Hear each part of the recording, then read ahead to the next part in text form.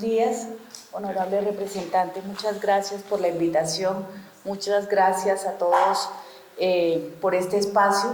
A nombre de la Sociedad Colombiana de Medicina del Trabajo queremos dar nuestra participación en función de la parte técnica específicamente. Hay situaciones de índole social, de índole político que se viven en este momento en el país, que son muy importantes y que pesan mucho en este proyecto de ley. Sin embargo, quisiéramos tocar unos puntos específicos desde el punto de vista de la parte científica y de la parte técnica.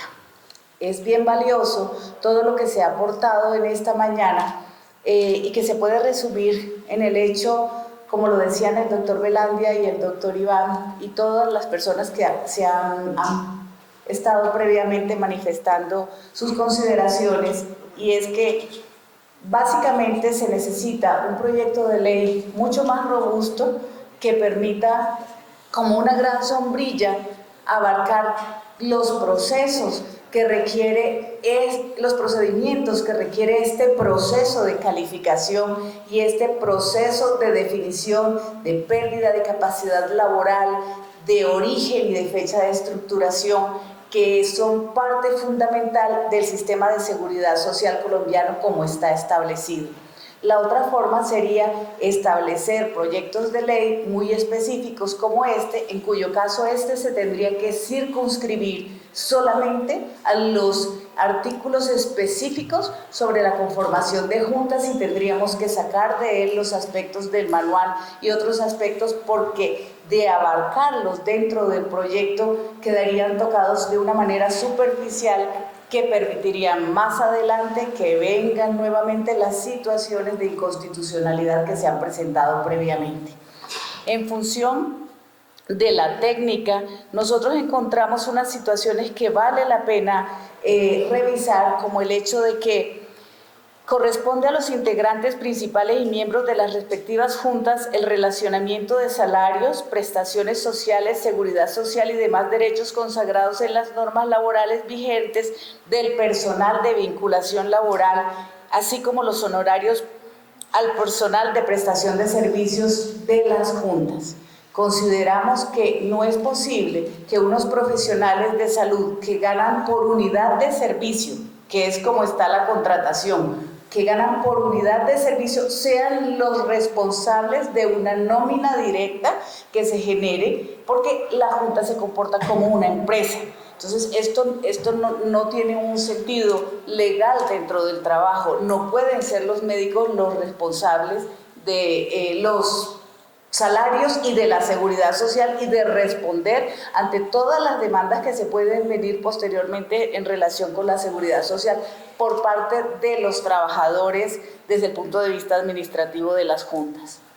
El segundo punto es, definitivamente la medicina laboral es una rama muy específica dentro de lo que hace 30 años llamábamos salud ocupacional, pero que está dentro de la gran sombrilla de la medicina del trabajo. La medicina laboral es un aspecto muy especializado que se enfoca en establecer esas evaluaciones de la pérdida de capacidad laboral, ocupacional y funcional de la persona. Requiere que los profesionales que participen en ellas tengan una estructuración científica, tengan unos estudios previos muy importantes.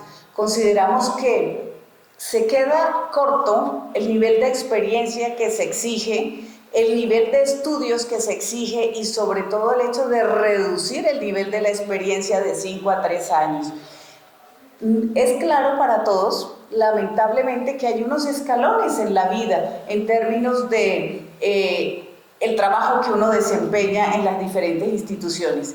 De esta manera, un joven con una experiencia de 3 años, en general ha alcanzado a tener experiencia en uno de los actores del sistema, es decir, o con el fondo de pensiones, o con la EPS, o con las ARLs, pero lo que tiene un médico laboral que ha estado 1, 2 o más periodos en la Junta, definitivamente es la experiencia para poder establecer el mismo mecanismo de calificación de una manera juiciosa, pero en relación con los diferentes casos que se le pueden presentar.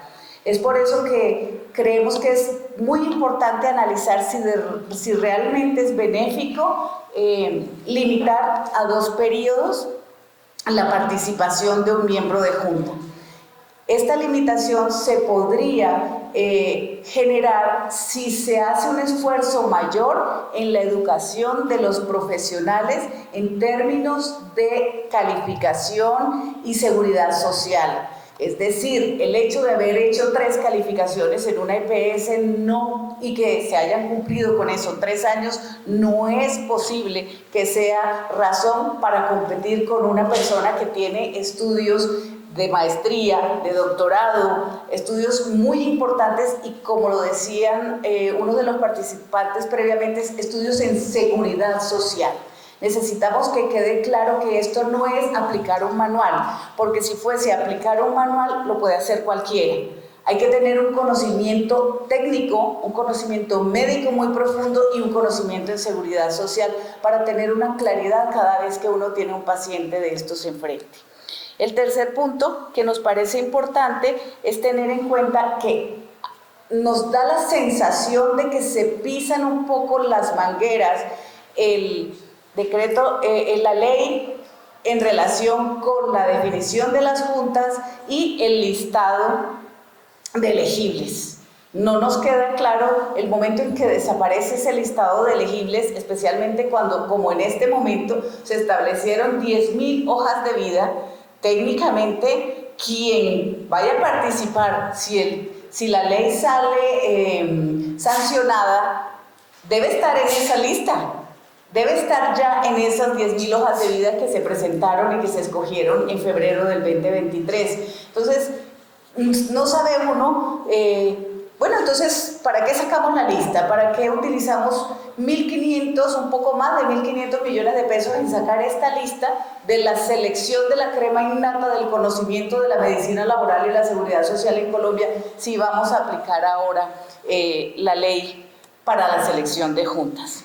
Y el último punto que queríamos manifestar es que nos parece muy valioso el hecho del artículo 12 dentro de este proyecto de ley que indica que el Ministerio tiene que presentar ante el Congreso y dar una relación detallada de cuál ha sido el trabajo y sobre todo de cuál ha sido su trabajo de auditoría. El trabajo de auditoría no es solamente ir a las juntas y decirnos muéstrenme qué han hecho y qué no han hecho y qué tiempos les faltan o qué tiempos no han cumplido. El trabajo de auditoría es con las entidades que hacen calificación de primera oportunidad. Ahí es donde tiene que empezar. Si no se aplica la norma que ha salido, que inclusive hay una muy reciente del 2022 en términos de rehabilitación, si no se aplican los tiempos en las ARLs, en las EPS, en los fondos de pensiones, ¿cómo puede un miembro de junta y cómo puede una junta aplicar los tiempos de 30 días que están establecidos en este momento si no tienen sustrato para hacer las calificaciones? Entonces es fundamental que el Ministerio presente ante el Congreso esto, pero no solo con unas cifras, que presente realmente cómo ha auditado y cómo ha sancionado a los diferentes actores del sistema que no hayan cumplido durante ese año con todo lo que se requiere para que pueda existir un buen proceso en las juntas. Esto incluye además revisar, apoyar y divulgar ante los pacientes. Como decían anteriormente, no es solo los trabajadores, ante los padres de la persona con discapacidad, ante todos los colombianos. ¿Qué es un proceso de calificación? ¿Por qué se hace y para qué se hace? Y sobre todo, ¿qué se requiere para llegar a él y para acceder a él? Si los colombianos tuviéramos claro cómo se compone ese derecho, cómo se logra y qué es lo que realmente cubre, podríamos tener unos procesos de juntas que funcionaran realmente bien en tiempos, que realmente pienso que es el gran dolor que lleva a la presentación de este proyecto de ley. La queja permanente de los trabajadores de que no se están cumpliendo los tiempos, de que no se están cumpliendo los procesos. Los tiempos existen, están establecidos, los procesos existen y están establecidos. Necesitamos es quien empiece a auditar y a hacer cumplir estos tiempos y estos derechos. Muchas gracias a todos.